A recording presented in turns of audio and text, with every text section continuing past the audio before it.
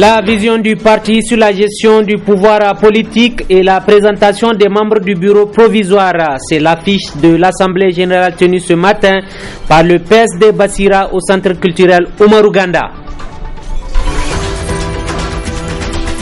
Vive déclaration ce matin, elle émane de l'UGEN, l'Union générale des enseignants du Niger, une condamnation sur divers fronts.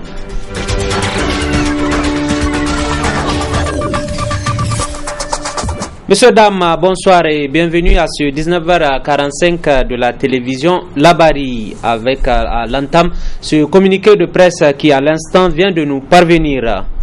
Réunis ce dimanche 29 novembre 2015 en vue de se prononcer sur les menaces graves qui pèsent sur la profession de journaliste au Niger, les directeurs généraux des médias audiovisuels signataires du présent communiqué de presse ont vivement condamné les violations perpétrées par les autorités actuelles du pays de la liberté de la presse et les agressions dont sont victimes certains journalistes sur les lieux de reportage, notamment ceux de la télévision Dunia prise à partie par des manifestants le samedi 14 novembre dernier.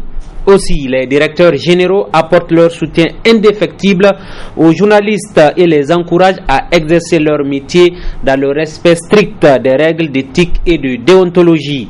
Enfin, les directeurs généraux décident, en soutien au mouvement pour la défense de la liberté de la presse, d'observer un écran noir et un silence radio au sein des télévisions et radios privées ce lundi 30 novembre de 19h45 à 21h30. Fait à Niamey le 29 novembre 2015 ont signé Radio RM Razak Jano, Radio Lumière Adoté Joachim, Groupe Bonferré Mustafa Zongoma, Radio Horizon Abdourafa, Groupe de presse Liptako Umoru Abdraman, Groupe Ténéré Madame Maïga Djenaba Hima Souley, Groupe Niger 24 Lamine Suleiman, Radio Turaki Maïga Djingarey, Groupe Canal 3 Alassane Ismaël, Groupe de presse Labari Garbahima, Radio Albarka Chebou Maman, Groupe de presse Tambara Hamida Ambali et enfin Groupe de presse Raounia Moussa Kaka. La suite de ce journal, à l'instant je vous l'annonçais dans les titres que le Parti social-démocrate PSD Bassira a effectué ce matin une assemblée générale afin de présenter les membres du bureau provisoire mais aussi réaffirmer la vision du parti relativement à la gestion du pouvoir politique. Le compte rendu est signé par nos reporters Sadou Doumi et Ali Cissé Ibrahim. Avec l'approche des élections présidentielles et législatives dans notre pays, l'effervescence politique est devenue très grande. C'est ainsi que le Parti social-démocrate PSD Bassira a tenu ce matin son assemblée régionale en vue de renforcer les rangs du parti. Cette occasion a été saisie pour présenter les membres du bureau provisoire du parti, dont le président Suleiman Mohamed révèle ici les motivations du parti.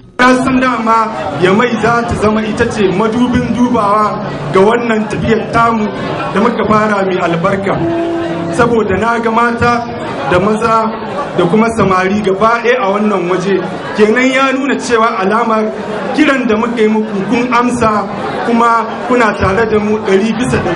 Prenant la parole à son tour, Ben Omar, qui est membre du parti, a axé son intervention dans le sens de l'établissement d'une rupture dans la façon de gouverner l'État. On a l'habitude de dire, nous n'allons pas inventer la roue. La roue existe et existera avant nous. Cependant, je tiens solennellement ce matin à vous dire, nous faisons de la politique. Nous allons faire de la politique, Inch'Allah. Mais notre pays a besoin de rupture politique. Dans la pratique, dans la praxis, dans le comportement des hommes et des femmes qui sont censés faire la politique au Niger. Après 25 ans de vie démocratique, politique et institutionnelle, le Niger est dernier sur tous les plans au plan indice de développement humain. Après 5 ans d'indépendance, nous devons faire le bilan à mi-parcours. Nous devons d'arrêter l'hémorragie. Nous devons d'arrêter cette façon de faire pour dire qu'un autre Niger est possible. Le PSD Bassira est un nouveau parti dont la vision est de gouverner avec plus d'efficacité et il se pose comme alternative dans notre pays où les maux à combattre sont entre autres la corruption, la gabegie et la démotivation sociale.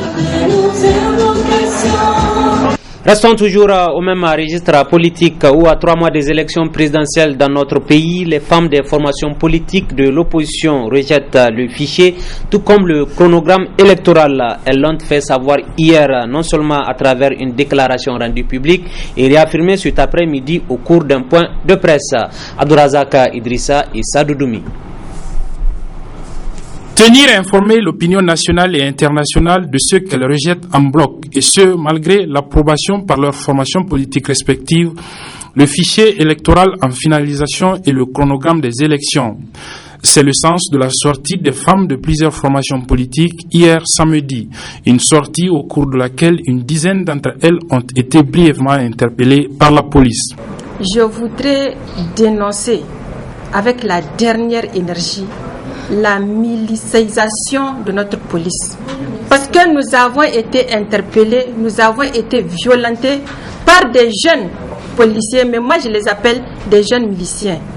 Ils ont été impolis avec nous, ils ont mal conduit les véhicules, vraiment, ils nous ont pris comme si on était un butin de guerre, ils étaient en train de crier comme si on n'était pas des femmes nigériennes, comme si on n'était pas des femmes qui peuvent avoir des enfants de leur âge.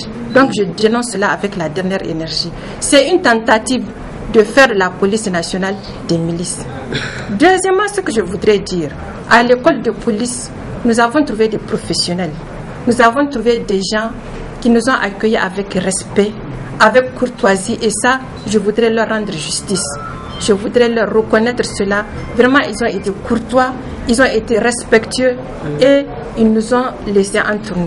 Les femmes des formations politiques, essentiellement de l'opposition, se démarquent donc de leur parti politique. Nous, les femmes, nous voulons que ce chronogramme soit revu pour ne pas être lésé. Pourquoi? Parce que vous n'êtes pas sans savoir que si on remet les élections locales en dernier ressort, qu'est-ce qui va se passer? Au moment des élections, tous les électeurs vont se basculer vers l'homme qui est au pouvoir. Nous avons fustigé le comportement de toute la classe politique. Quand nous avons fait notre déclaration, on n'a pas dit tel ou tel autre parti. Nous avons dit le CNDP, nous avons dit la classe politique. Nous, on se démarque des formations politiques pour défendre nos droits, parce que même au sein des formations politiques, nous avons constaté à des formations politiques qui ne veulent même pas respecter ce système de quota. Or, le quota ne dit pas que nous n'avons que 15%. Le quota dit 15% pour l'un ou l'autre sexe. C'est donc un nouveau front de contestation préélectorale qui s'ouvre ainsi à 3 mois de la présidentielle du 21 février 2016, avec cette fois-ci le risque qu'il n'émousse la lutte globale que l'opposition mène jusqu'ici avec un semblant de cohésion face à la majorité. La suite de ce journal, mais sur tout autre registre, avec cette déclaration de presse ce matin de l'Union générale des enseignants du Niger, UGEN. Au menu de celle-ci, une analyse sans complaisance de la situation actuelle du pays sous divers secteurs passés au crible par l'UGEN. Le point dans ce compte rendu de la rédaction. L'UGEN, c'est l'Union générale des enseignants du Niger qui sort de sa réserve et monte au créneau à travers cette déclaration de presse. Une sortie médiatique qui ratisse large sur tous les plans, dont celui socio-professionnel passé au crible. Le BEN UGEN déplore les injustices flagrantes relevées dans les différents recrutements à la fonction publique, les affectations nationales et les paiements des rappels sur salaire, ainsi que le mépris affiché au sort des camarades du spécial A et B.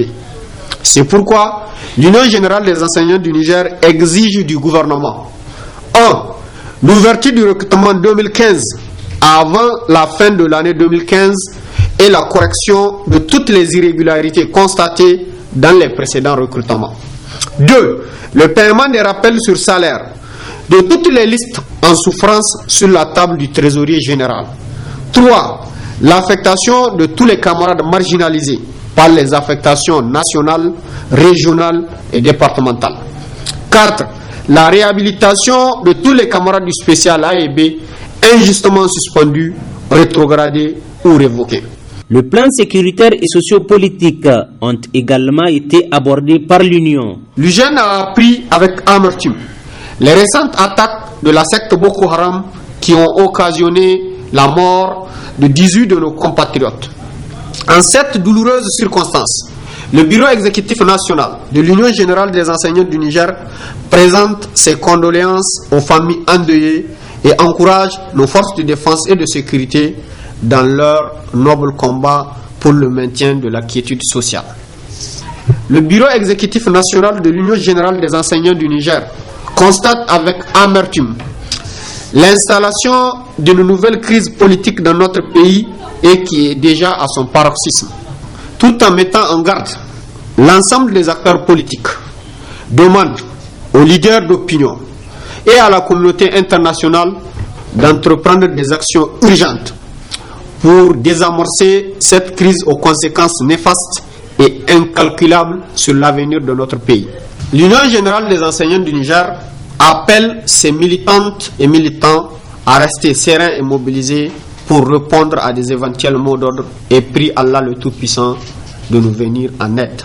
À travers cette déclaration de presse, l'UGN tape ainsi du poing sur la table et fait de la satisfaction de ses doléances un préalable avant l'entame de toute négociation. Pendant ce temps, la salle de réunion du complexe Soleil d'Afrique a quant à elle servi de cadre ce matin même à une assemblée générale de la Fédération nigérienne de football FENIFOOT. Au cours des travaux, les délégués venus des 8 ligues de football de notre pays ont débattu de plusieurs sujets liés au développement du football nigérien. Ibrahim Abdou Tikire et Soumaïla Abdoulaye. Cette grande retrouvaille des acteurs de football est une occasion pour les délégués de jeter un regard sur la gestion financière et administrative faite par le comité exécutif de la Fédération nigérienne de football. Intervenant pour la circonstance, le président de la FENIFOOT a de prime abord adressé ses remerciements à tous ceux qui ont apporté leur pierre au récent succès du football nigérien. Nous témoignons également toute notre gratitude aux autorités de la 7e République, Son Excellence Monsieur le Président de la République, premier capitaine du MENA, pour sa diligence et sa promptitude à résoudre les problèmes pendant les situations les plus désespérées, ainsi qu'à Son Excellence Monsieur le Premier ministre et au gouvernement pour leur soutien indéfectible en toutes circonstances. Rendons aussi un vibrant hommage à la grande famille du football national, dirigeants des clubs que vous êtes, encadreurs, joueurs, presse sportive, supporters et sympathisants, tous ceux qui ont contribué de près ou de loin à la réalisation de ces résultats. Sur l'avis de l'instance nationale de football, le colonel-major Pelé a abordé les points relatifs à la gestion des clubs et au sempiternel problème de financement. Cette assise statutaire se tient aujourd'hui.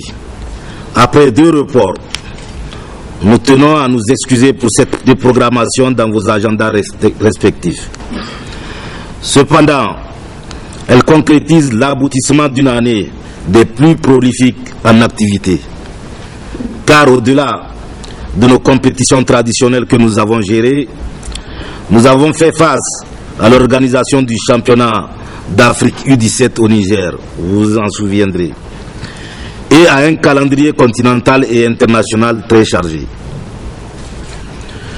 Sur tout un autre plan, il s'avère nécessaire de signaler les grandes réformes entreprises sous l'égide de la CAF et de la FIFA et les avancées réalisées au plan de la gouvernance.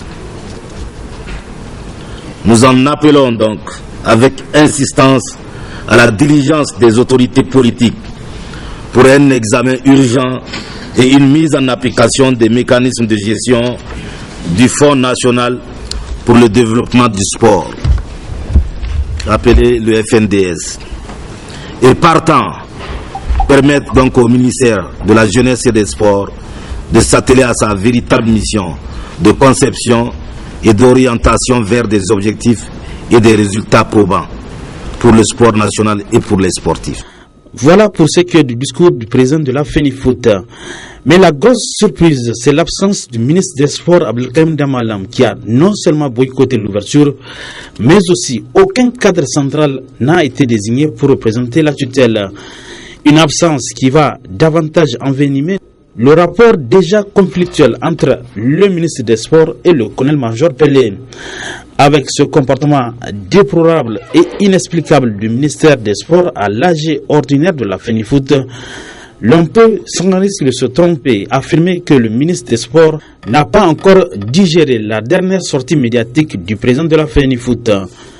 Qu'à cela ne tienne, après vérification des mandats des différents délégués, les travaux de l'Assemblée générale ordinaire de la FENIFOOT ont débuté dans la sérénité. Je vous redonne lecture de ce communiqué de presse réuni ce dimanche 29 novembre 2015 en vue de se prononcer sur les menaces graves qui pèsent sur la profession du journaliste au Niger. Les directeurs généraux des médias audiovisuels, signataires du présent communiqué de presse, ont vivement condamné les violences perpétrées par les autorités actuelles du pays de la liberté de la presse et les agressions dont sont victimes certains journalistes sur les lieux de reportage, notamment ceux de la télévision Dunia prise à partie par des manifestants le samedi 14 novembre dernier. Aussi, les directeurs généraux apportent leur soutien indéfectible aux journalistes et les encouragent à exercer leur métier dans le strict respect des règles d'éthique et de déontologie. Enfin, ces directeurs généraux décident en soutien au mouvement pour la défense de la liberté de la presse d'observer un écran noir et un silence radio au sein des télévisions et des radios privées. Ce lundi 30 novembre de 19h45 à 21h30 ont signé Radio RM Razak Jano, Radio Lumière Adoté Joachim, Groupe Bonferrey Mustafa Zongoma, Radio Horizon Abdourafa, Groupe de presse Liptako Umoru Abdourahman, Groupe Ténéré, Madame Maïga Djenabahima Souley, Groupe Niger 24 Lamine Suleiman, Radio Touraki Maïga Djengarei, Groupe Canal 3 Niger Alassane Ismaël, Groupe de presse Labari Garbahima, Radio Albarka Cheibou Maman, Groupe de presse Tambara Hambali Hamida Hambali et enfin le groupe de presse Saraounia Moussa Kaka. C'est là un message noir car la liberté de presse est menacée. Tous les acteurs se doivent de faire chorus pour la défendre et c'est sur ce communiqué de presse que s'achève ce journal. D'avoir suivi nous accompagner. Merci. Très bonne suite en compagnie de nos programmes à la télévision Labari avec la même passion de vous servir. Au revoir.